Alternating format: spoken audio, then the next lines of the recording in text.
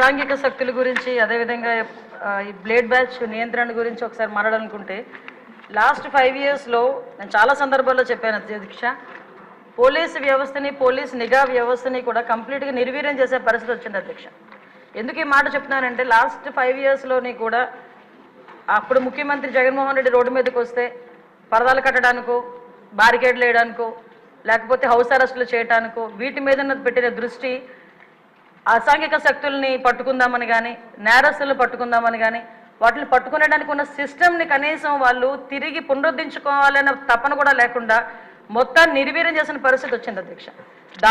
దాని పర్యవేక్షణలో భాగంగానే ఈ 5 సంవత్సరాల్లోని కూడా ఇంచుమించుగా మనం ఒకసారి కంపేర్ చేసుకుంటే బిఫోర్ 2014 మనకి టోటల్ కేసెస్ ఈ బ్లేడ్ బ్యాచ్కి సంబంధించి ఈస్ట్ గోదావరిలోనే ఒక ఈస్ట్ గోదావరిలో చూసుకుంటే 133 ఉంటే 2014-19 అదేవిధంగా కంపారిజన్ 2014-19కి ఒక 400 ఉన్నాయి అధ్యక్ష.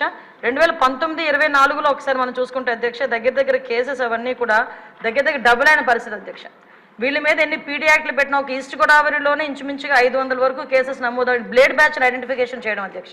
వీళ్ళే కాకుండా మనకి రాజమండ్రి అదేవిధంగా ఎన్టీఆర్ డిస్ట్రిక్ట్లోనే ఎక్కువ ఈ బ్లేడ్ బ్యాచ్ అనేది ఎక్కువగా ఐడెంటిఫికేషన్ అయి ఉంటుంది. వాళ్ళు ఇంచుమించుగా దగ్గర రెండు కలిపి ఈ మొన్న 2019-24లో దగ్గర 825 మందిని ఐడెంటిఫికేషన్ చేయడం జరిగింది అధ్యక్ష. ఐడెంటిఫై చేయడం ఒక ఎత్తు అయితే వీళ్ళు నియంత్రించే సిస్టమ్ అయితే పోలీస్ డిపార్ట్మెంట్లో లాస్ట్ 5 సంవత్సరాలు లేదు అధ్యక్ష.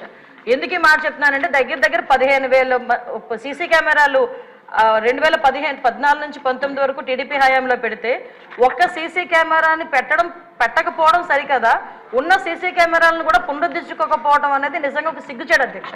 ఎందుకంటే ఎక్కడికి అంటే మీలాంటి వాళ్ళు పెట్టేటప్పుడు సీసీ కెమెరాలు బాగా పనిచేస్తాయి సార్.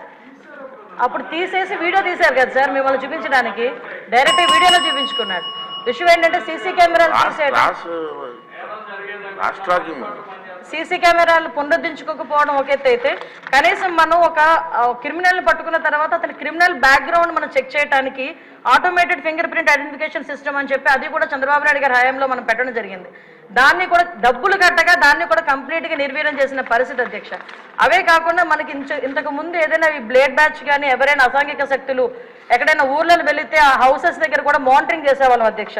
ఇంచుమించుగా వాటికి సంబంధించి LHMS అని చెప్పి దాని ద్వారా కూడా లాక్డ్ హౌసెస్ ఏదైతే ఉందో అక్కడ కూడా మానిటరింగ్ ఏర్పాటు చేసి అక్కడ సీసీ క్యామ్స్ ఏర్పాటు చేసుకుని వాళ్ళు వచ్చేటంత వరకు భద్రత కల్పించడం, అంటే మామూలు మైన్యూర్ లెవెల్ వరకు కూడా పోలీసింగ్ వెళ్ళి వాళ్ళు భద్రత కల్పించే పరిస్థితులు లాస్ట్ గవర్నమెంట్లో ఉండేది. ఈ గవర్నమెంట్ ఎప్పుడైతే నిర్వీర్యం చేసిందో పోలీసు వ్యవస్థని మీరు అన్నట్టుగా మొత్తం అరాచక శక్తులు అసాంఘిక శక్తులు అరాచక శక్తులు అంటే ఇందాక మేడం గౌరవ ఎమ్మెల్యేగా చెప్పినట్టు ఎవరో బ్లేడ్ బ్యాచ్ అనో ఇంతకుముందు ఎక్కడి నుంచో వచ్చారు, పై దేశాల నుంచి వచ్చారు, పై రాష్ట్రాల నుంచి వచ్చారు, బీహార్ బ్యాచ్ అక్కడ బ్యాచ్ ఇక్కడ బ్యాచ్ అనుకునే వాళ్ళు. ఇప్పుడు అలా కాదు, అది ఆ బ్యాచ్ ఈ బ్యాచ్ కాదు, వైసీపీ బ్యాచ్ అన్నట్టుగా అసాంఘిక శక్తులు ఎక్కువగా అయిపోయి ఈరోజు కనీసం రాముల్లో గుడికి భద్రత లేదు, బడికి భద్రత లేకుండా అయిపోయింది అధ్యక్ష లాస్ట్ 5 సంవత్సరాలు కూడా.